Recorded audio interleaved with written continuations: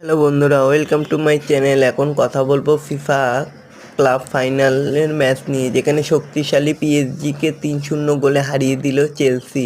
কিছুটা অপ্রত্যাশিতভাবেই কোল পালারামের জোড়া গোল ক্লাব বিশ্বকাপের ফাইনালের অন্যতম সেরা অঘটনের ঘটনা ঘটিয়ে দিয়েছে, যেখানে ফাইনালের আগে চেলসির এত বড় সমর্থকরাও ভাবতে পারেনি যে ম্যাচটি তাদের দল জিততে পারে, কারণ পিএসজির পূর্ণ শক্তির দল নিয়ে মাঠে নেমেছিল।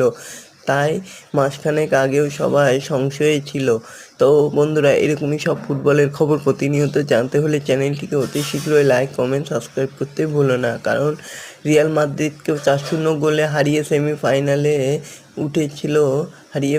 উঠেছিল পিএসজি। তাই সকলে ধরেই নিয়েছিল এগিয়ে থেকেই শুরু করেছে প্যারিসের দলটি, কিন্তু প্রায় 2/3 বল পজিশনে রাখার পরেও যে তারা 3 গোলে হারবে তা কেউ স্বপ্নেও